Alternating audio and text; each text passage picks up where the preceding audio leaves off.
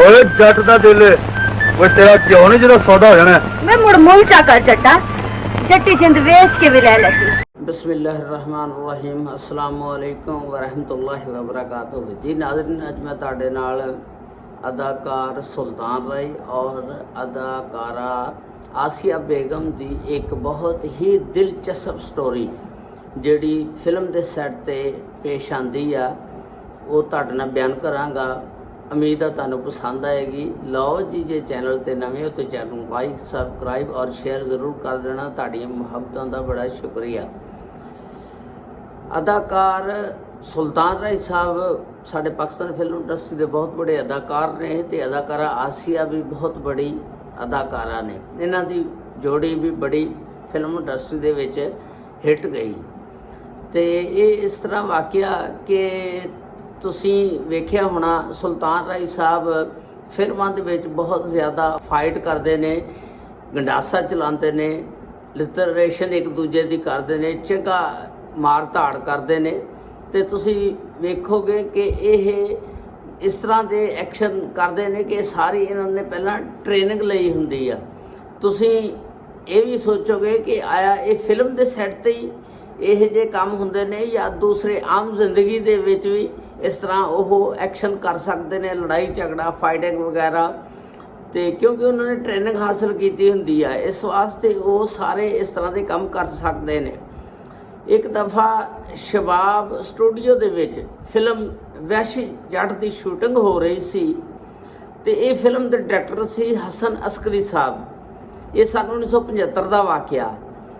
तो उस वेले तुहानूं पता अदाकारा आसिया जिहड़ी सी ये भी बहुत खूबसूरत सी, नौजवान सी ते इहदे उत्ते जवानी ठीक सी ते लोग इहदे बड़े दीवाने सी ते इन्हां दे चाहने वाले बहुत ज़्यादा सी। चंद नौजवान जिहड़े ने ना जिस वेले फिल्म की शूटिंग हुंदी आ सैट ते आ जांदे ने, वो अदाकारा आसिया नूं वेखण आंदे ने। उस वेले स्टूडियो दे विच फिल्म की शूटिंग तुसीं वेख सकदे हो। वो दौर ऐसा सी जिहड़ा बंदा भी चाहे शूटिंग देखण चला जांदा हुंदा सी। नौजवान जिहड़े कोई लफंगे किस्म दे सी वो ना चले जांदे ने दो चार फिल्म की शूटिंग वेखण। जिन्हों वो चाहते सी बहुत ज़्यादा अदाकारा आसिया वो सैट ते मौजूद सी, उहदे दीवाने सी, उहनूं वेखण वास्ते चले जांदे ने। जिस वेले फिल्म की शूटिंग हुंदी आ ते उत्थे खड़े वेखदे रहिंदे ने। जिस वेले शूटिंग मुकदी आ ते फिर वो जिहड़े लोग ने ना कुछ हिस्सा फिर कट हो जाता ना शूटिंग का, थोड़ी जी रेस्ट हो जाती आ।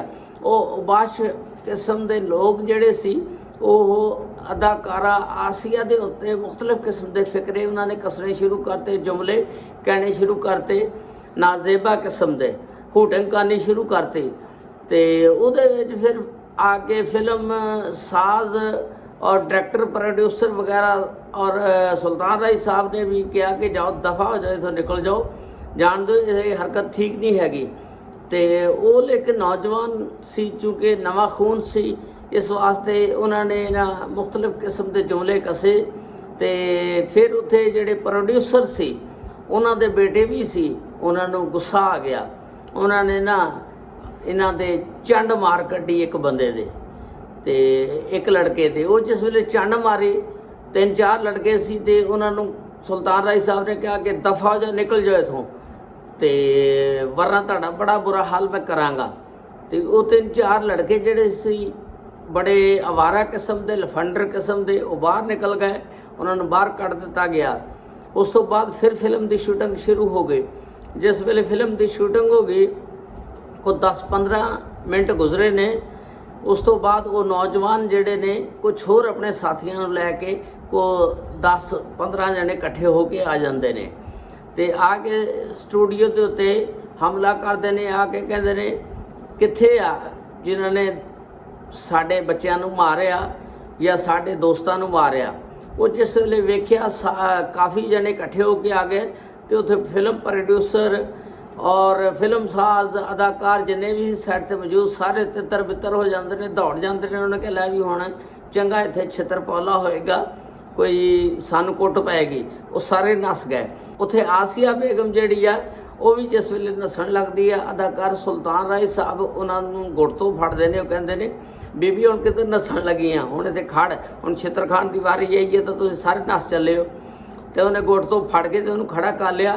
ਤੇ ਅਦਾਕਾਰ ਸੁਲਤਾਨ ਰਾਏ ਸਾਹਿਬ ਨੇ ਫਿਰ ਉਹਨਾਂ ਨੂੰ ਪਿੱਛੇ ਖੜੀ ਕਰ ਲਿਆ ਤੇ ਕਰਕੇ ਤੇ ਗੰਡਾਸਾ ਚੁੱਕ ਲਿਆ। ਫਿਰ ਗੰਡਾਸੇ ਦੇ ਉੱਤੇ ਫਿਰ ਉਹ ਜਿਹੜਾ ਟੋਕਾ ਜਿਹਾ ਹੁੰਦਾ ਨਾ ਉਹ ਨਹੀਂ ਲਾਇਆ, ਸਿਰਫ ਉਹਦਾ ਡੰਡਾ ਹੀ ਇਸਤੇਮਾਲ ਕੀਤਾ।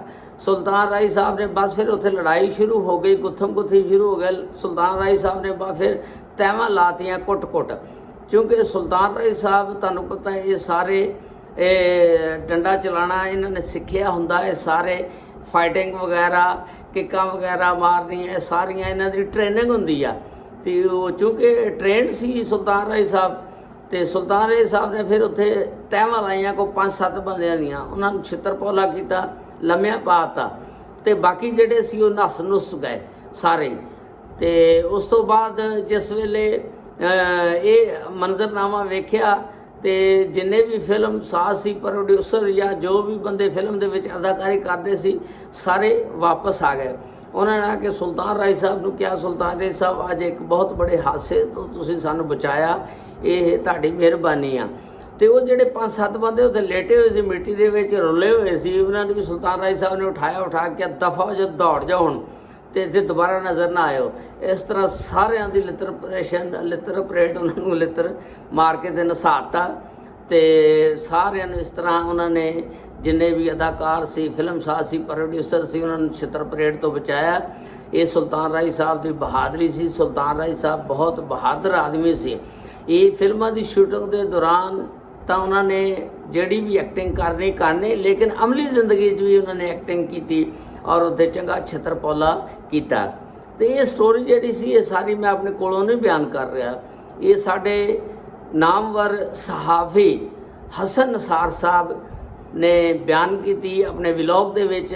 ਇਹ ਸਬੂਤ ਆ ਜਿਹੜਾ ਮੈਂ ਤੁਹਾਨੂੰ ਦਿਖਾਉਣ ਲੱਗਾ, ਇਹ ਵੇਖ ਲਓ।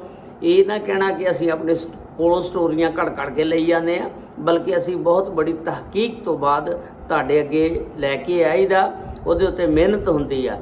ਤੇ ਸਾਡੀ ਹੌਸਲਾ ਅਫਜ਼ਾਈ ਵਾਸਤੇ ਤੁਸੀਂ ਥੋੜ੍ਹਾ ਜਿਹਾ ਕੋਈ ਕਮੈਂਟਸ ਵਗੈਰਾ ਅੱਛਾ ਜਿਹਾ ਕਰ ਦਿਆ ਕਰੋ, ਨਾਲ ਸਬਸਕ੍ਰਾਈਬ, ਲਾਈਕ ਔਰ ਸ਼ੇਅਰ ਜ਼ਰੂਰ ਕਰ ਦਿਆ ਕਰੋ। ਤੁਹਾਡੀਆਂ ਮੁਹੱਬਤਾਂ ਦਾ ਬੜਾ ਸ਼ੁਕਰੀਆ, ਕਿਉਂਕਿ ਇਸ ਤਰ੍ਹਾਂ ਸਾਡਾ ਇੱਕ ਹੌਸਲਾ ਵੱਧ ਜਾਂਦਾ, ਅਸੀਂ ਮਜ਼ੀਦ ਫਿਰ ਤਹਿਕੀਕ ਕਰਨੀ ਸ਼ੁਰੂ ਕਰ ਦਿੰਦੇ ਹਾਂ ਕੋਈ ਆਉਣ ਵਾਲੀ ਵੀਡੀਓ ਦੀ ਉਹਦੇ ਮੁਤਲਕ। ਅਦਾਕਾਰ ਸੁਲਤਾਨ ਰਾਏ ਸਾਹਿਬ ਬਹੁਤ ਬੜੇ ਬਹਾਦਰ ਦਲੇਰ ਆਦਮੀ ਸੀ। ਅੱਲਾਹ ਤਾਲਾ ਉਹਨਾਂ 'ਤੇ ਰਹਿਮਤਾਂ ਫਰਮਾਏ। ਵਾਹ ਰਾਈਆ, ਤੁਹਾਡੀ ਅਜ਼ਮਤ ਨੂੰ ਸਲਾਮ।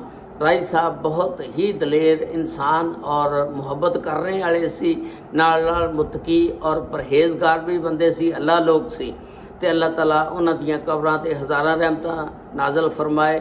ਜਿੰਨੇ ਵੀ ਫੌਤ ਸ਼ੁਦਗਾਨ ਨੇ ਸਭ ਨੂੰ ਅੱਲਾਹ ਤਾਲਾ ਜੰਨਤੁਲ ਫਿਰਦੌਸ ਦੇ ਵਿੱਚ ਆਲਾ ਮੁਕਾਮ ਅਤਾ ਫਰਮਾਏ। ਬੜੀ ਮਿਹਰਬਾਨੀ, ਸ਼ੁਕਰੀਆ। अस्सलामु अलैकुम व रहमतुल्लाहि व बरकातुहू।